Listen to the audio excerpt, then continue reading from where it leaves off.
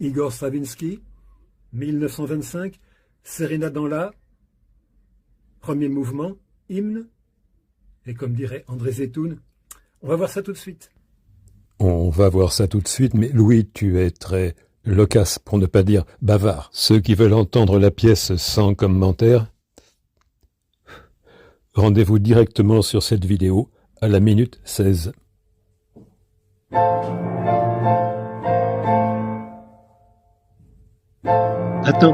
Attends, s'il te plaît, tu te presses trop. Vous voyez. Dis-nous, pourquoi tu fais ces vidéos? Pourquoi je fais ces vidéos, surtout pour les jeunes gens qui ne sont pas forcément élevés dans le goût de la musique dite classique. Il y a des trésors qui peuvent leur échapper, d'autant plus qu'eux-mêmes sont habitués à de très très grands trésors. Tenez, écoutez Skyrock, ça remonte un petit peu, déjà écoutez Mwakamoon, Kalash et Damso, écoutez Naha par PNL, écoutez Jay Browney, Ghetto Boy.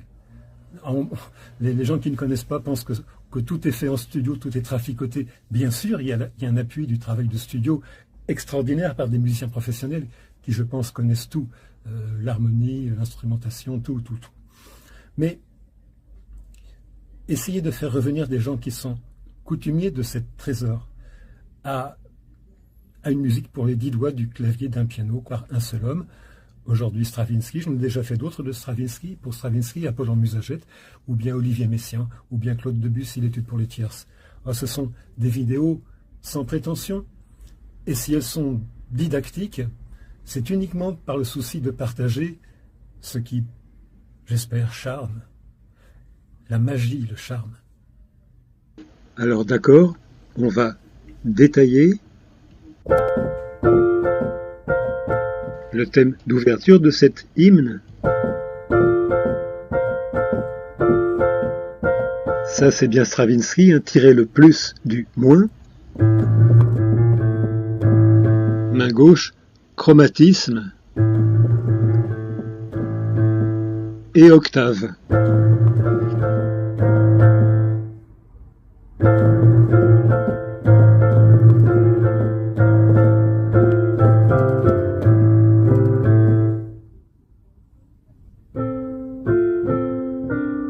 Reprise du thème en sixte, à la main droite. C'est un effet d'apaisement. Écoutez.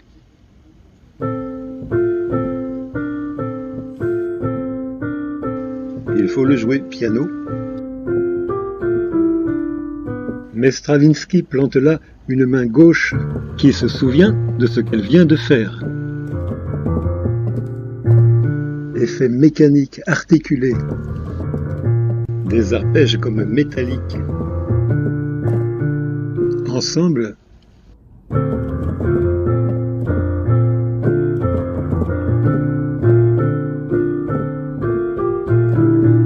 stop, un arrêt un peu sec ici pour marquer un point pour moi d'importance qui touche aussi bien la musique que la poésie.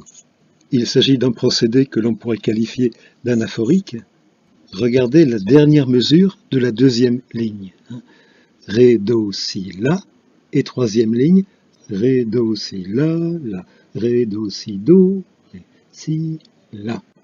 Le mieux, c'est d'écouter, main droite seule.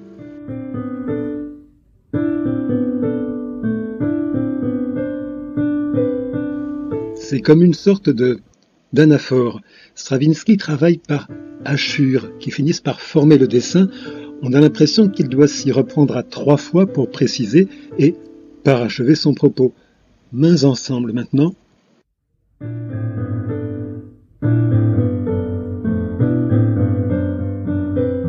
Reprise de cette conclusion avec toute la phrase qui précède.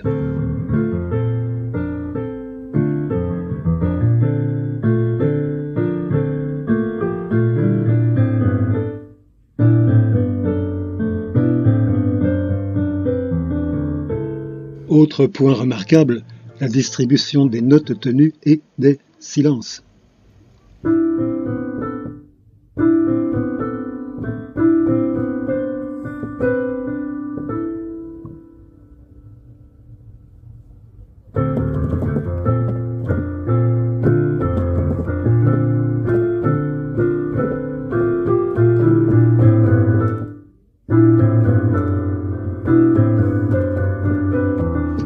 et reprise du début. Vous savez, au siècle dernier, beaucoup ne pardonnaient pas à Stravinsky de n'avoir pas répété et répété et répété encore et encore, réécrit le Sacre du printemps. Ils voulaient qu'il reste dans cette première manière. Pourtant, avec le temps, même certains de ses plus grands contempteurs sont revenus sur leur premier jugement. Je pense à Boulez. Il n'est que de comparer l'interview de Pierre Boulez sur Stravinsky, dit néoclassique, l'interview que donne Pierre Boulez à l'âge de 30 ans, et celle qu'il donne 25 ans plus tard. Boulez, jeune, englobe dans un même dénigrement Paul Valéry et Igor Stravinsky. Boulez, de maturité, parle sans, ou plutôt avec intérêt, j'allais dire sans haine, mais non, mais c'est de l'intérêt proche de l'admiration, parle de la nouvelle manière de Stravinsky, dite néoclassique, qui, et je cite, n'aurait pas pu avoir lieu sans l'influence de Paul Valéry. Revenons-en maintenant à notre sérénade en La, et pourquoi je m'attache à montrer tant de ces détails? Eh bien parce que d'une part, ce serait vraiment dommage d'en laisser échapper la leçon par une écoute superficielle, et puis parce que le début de cet hymne de Stravinsky est évidemment séduisant, et aussi le passage toute la fin avec les arpèges à la main gauche, mais toute la partie centrale, tout le reste est magnifique. C'est ça que je veux détailler, c'est ça que je veux faire sentir. Il ne faudrait pas que ceux qui découvrent l'œuvre se disent « Moi, le début c'est bien, la fin c'est bien, mais le milieu, qu'est-ce que c'est ?» Non, le milieu, je vais le détailler. Je le détaille pour qu'on en profite. Voltaire dit très justement que la poésie n'est faite que de beaux détails. Musique, poésie, dans les deux cas, un travail tout artisanal et qui demande patience, endurance et maîtrise technique. Beaucoup de ceux qui s'essaient à l'écriture poétique n'ont même pas les bases d'une grammaire. Comparez la poétique musicale de Stravinsky et les cours au Collège de France, la poétique de Valéry. Vous comprendrez que l'œuvre d'art se présente sous la forme d'un problème à résoudre. La construction faite, l'ordre atteint, tout est dit. Rythme ternaire, 6-8, comme une barcarolle depuis le début. Pam, pa, pam, pa, pam.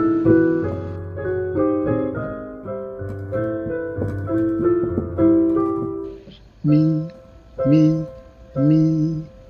Ah, pour moi, cette tierce do mi, ça annonce le thème surprenant de la fin du morceau, avec cette double croche en cascade à la main gauche. Fa, mi, ré, do, ré, tout les... C'est inattendu. Vous entendrez ça tout à l'heure. J'ai hâte de le montrer, mais bon, pour l'instant, c'est la mesure 20. Je reprends patiemment.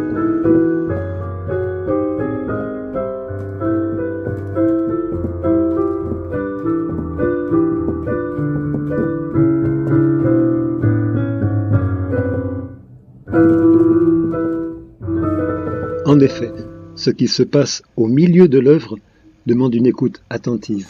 Revoici ce mi, cette tierce do mi, à l'octave supérieure, et regardez quel traitement lui réserve Stravinsky. Ah, ce sont vraiment des torsions, des contorsions. Regardez toutes ces altérations.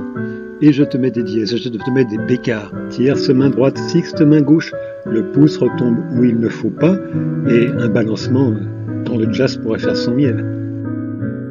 Une montée de tierce qui fait douter de la tonalité, et on finit sur une sorte d'économie digne de Jean-Sébastien Bach.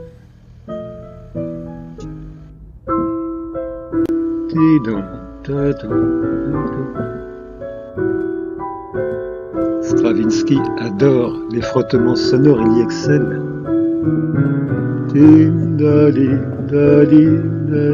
À la barcarolle. Je peux jouer sans que tu parles, oui. Laisse les gens écouter. Oula, bon, d'accord, vas-y, joue. Monsieur est susceptible.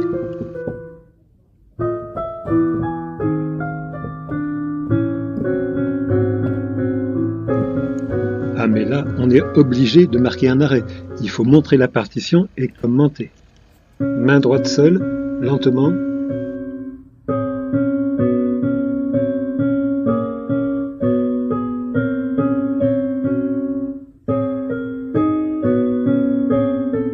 c'est toujours faire le plus possible avec le moins possible.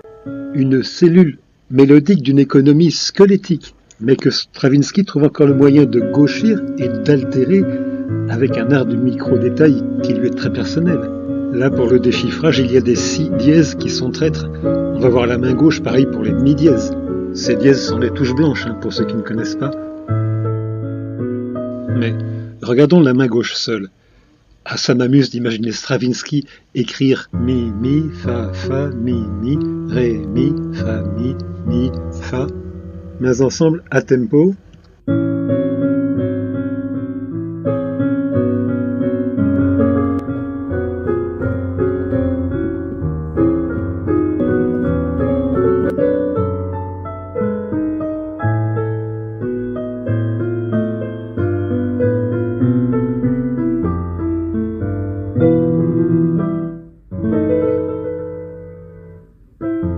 Ah non, ça tout à l'heure, c'est la surprise, on le garde pour la fin. C'est vrai que ce thème, je l'ai chantonné tout à l'heure, ici, non, en bas. Mi, ré, do, ré, c'est magnifique. Mais regardons plutôt au-dessus les durées des notes de la main gauche. Vous voyez cette façon de créer le feeling par des déplacements, ça paraît assez simple. Donc, fa, sol, la, si, la, sol, la, si, do, fa, sol, mais alors vous voyez, vous avez des mesures à 6, 8 et à 9, 8, mais je vais juste compter à la croche. Ça va faire 1, 2, 3, 1, 2, 3, 1, 2, 3, 1, 2, 3, 1, 2, 3, 1, 2, 3, 1, 2, 3, 1, 2, 3, 1, 2, 3. La main droite imperturbable tisse ses croches sur ces irrégulières, noires ou noires pointées de la main gauche.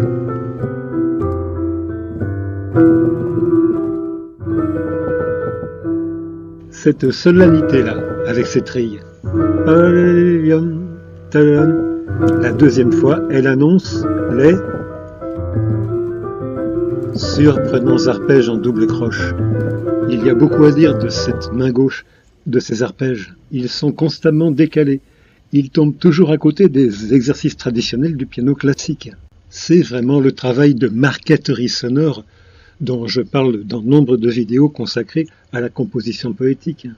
Mais tenez, regardez, un fa, la, sol, do, la, fa, la, ré, fa, mi, sol, fa, la, do, sol, fa, la, mi, la, fa, mi, sol, ré. Et voici le thème si faussement simple que soutient cette folie de double croche.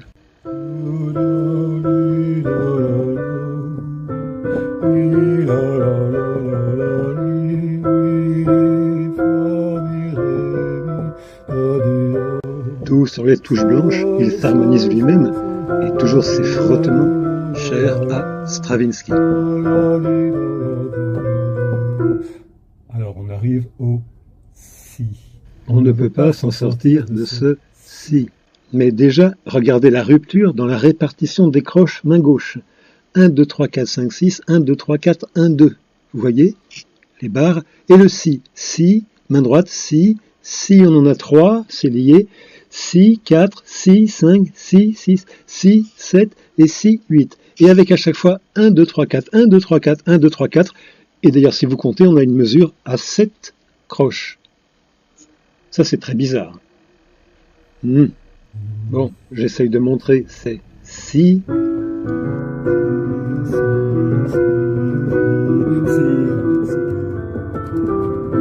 On renonce, on reste.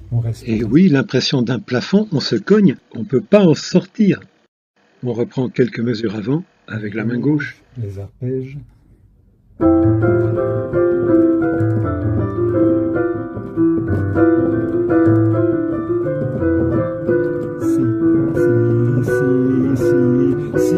Si.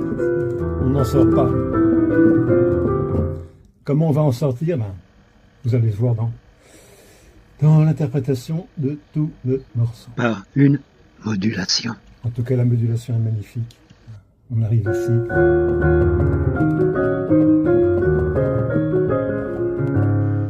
Allez, rien qu'avec la main droite, la montée magique mesure 60 à 68. Comment on échappe au si? La modulation merveilleuse, allez, on montre.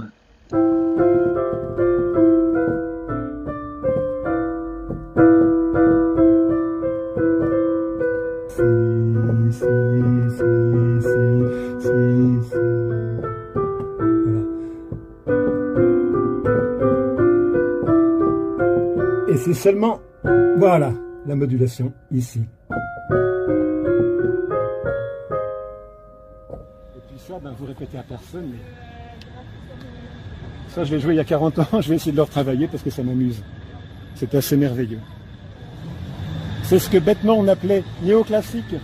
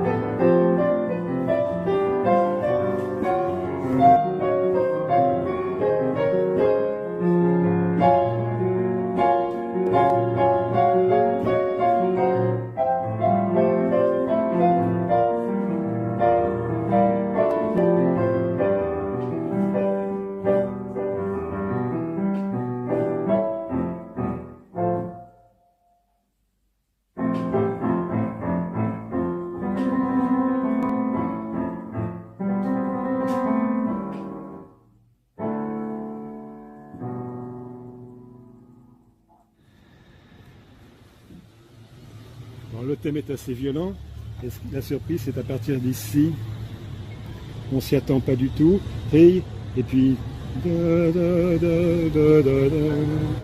Mi, mi, mi, ré, do, ré. Une mélodie main droite qui paraît simple, mais la main gauche, une main gauche que je trouve pour ma part absolument hors norme. Qui est tellement ce qu'il ne faudrait pas que c'est beaucoup mieux que si c'était ce qu'il faut.